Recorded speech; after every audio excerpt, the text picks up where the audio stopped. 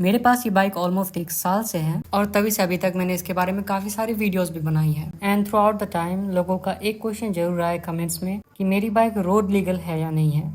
So we'll be talking about that in this video. Basically, I'm going to tell you everything about this bike and you will decide if it is road legal or not. तो क्या है इस bike के features और आखिर origin story क्या है इसकी? So let me tell you all of that in this video. तो अगर तुमने इसकी मेकिंग प्रोसेस अभी तक नहीं देखी है, go check out my YouTube channel and you can find all the videos. So I have not made a lot of videos on the making process, but you'll get the right idea if you watch it once. So let's begin. So this bike here has a 200cc engine and the stock performance was pretty decent for a 200cc. Although when I got this bike in my hands, it was barely able to reach the speed of 120 because it definitely had some problem with the engine. Still, I made no changes to the engine. Also, the engine had no issue in the initial and the mid-range. It was only the top end that was causing problems. और मुझे अच्छे से पता था कि मुझे top and check करने का मौका हर वक्त नहीं मिलने वाला है, तो मैं इसे टॉप एंड पे नहीं चलाने वाला हूँ. So I never really focused on that problem.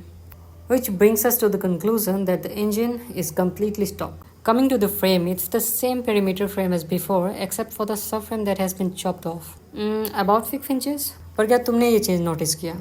क्योंकि ये दिखती नहीं है. So you can't even tell that it has been cut. So it doesn't count, right? It has the same brakes, same wheels. पर हाँ, मैंने टायर जरूर upgrade किया था. In fact, oversized tyre use किया था.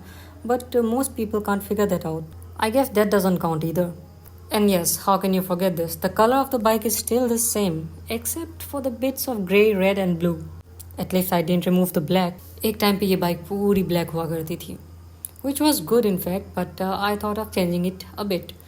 And since it was all black, I thought of keeping most of it black, so the red and blue and the white bits, they are just a wrap. Initially I decided to go all black to match the RC, पर मुझे लगा कि वो design work को justify नहीं करेगी शायद. Which brings me to a suggestion that I'm going to give everyone today. So if you are confused about which color you want to paint your bike in, just go for black. If you are too confused, just go for black. It might not be the best suited color for your bike, but at least you won't regret it. Oh, मैं तो भूल ही गया था. The clip-ons on this bike has also been replaced. क्योंकि जो company fitted handles इसमें आते हैं वो बहुत भारी है, लिटरली बहुत भारी है. साथ ही साथ वो काफ़ी ऊंची भी थी, तो एक फेयरिंग वाले बाइक पे वो नहीं जचने वाली थी. So I changed the clip-ons to a more aggressive but not very aggressive clip-ons, which is unfortunately wider than before. And I did change the foot pegs along with that. Actually the foot pegs are the same, but it has been pushed back and up by 2.5 inches approximately. But none of the above mentioned is a very big change, is it? Well, maybe the color is, but the actual big change is that it used to be a naked bike, or to be more precise, an adventure bike, as the manufacturer said, which actually doesn't make any sense. Because the naked version and the adventure version of this bike that the company used to sell had literally no differences except for a semi-fairing and a bigger rear mudguard. No actual changes, not even the tires. Forget the suspension, not even the suspension travel. So that was an irony. Well, the point is, this was not a fully faired motorcycle. और लोगों का ये भी कहना था कि तुमने एक एडवेंचर बाइक को एक फेयरिंग वाले बाइक में क्यों कन्वर्ट किया, इसका क्या ही मतलब बनता है. तो तुम मुझे बताओ कि एक नेकेड बाइक को एक एडवेंचर बाइक बताना एक कंपनी के लिए उसका क्या मतलब बनता है. Criticism has become really easy for people without even understanding or even thinking about the purpose.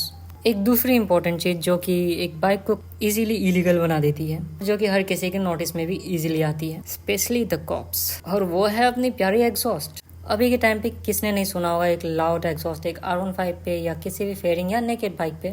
You can't really say तुम्हें एग्जॉस्ट के मामले में कब क्या देखने को मिल जाएगा. एक स्प्लेंडर पे तुम्हें SC प्रोजेक्ट का एग्जॉस्ट दिख सकता है या एक बुलेट पे. Well, won't be very surprising. So did I change the exhaust? No, I didn't. The exhaust is 100% stock and original. No full system exhaust, no muffler, nothing.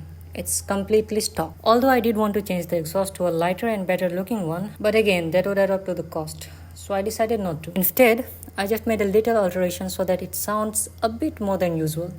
But that is not really loud and I'm sure it is under the regulations. So मैंने ऐसा क्या किया कि exhaust हटाए बिना sound थोड़ी सी बढ़ गई. अगर तुम्हें पता है तो हाँ, इस बारे में कमेंट जरूर करना. All the electricals are still the same. I did change the lights but they are under regulations, so I would not count any of the above mentioned things as a problem on the road because obviously it's not. Some people might consider it but it is not.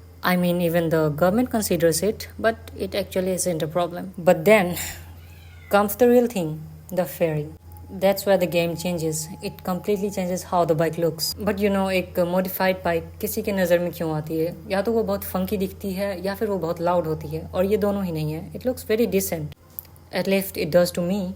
There's nothing crazy going on with the wrap, with the paint or the exhaust. तो अब ये एक fully faired motorcycle है. I almost forgot that the body has been lowered by an inch, which makes it harder for the bike to climb over speed breakers.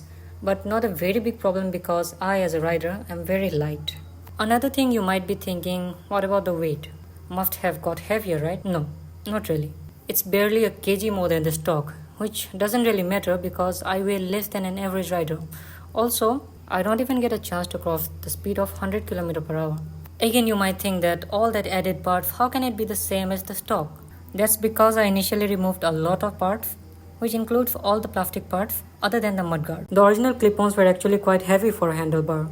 Also, I did remove the pillion footrest, pillion seat, the leg guards, the OEM mirrors, and if you remember, I told you a part of the subframe that I chopped off. All that together reduced the weight by nearly 10 kgs. I hope it all makes sense now. And to add on to all these, I don't have a passenger seat on my motorcycle, so it's always just me.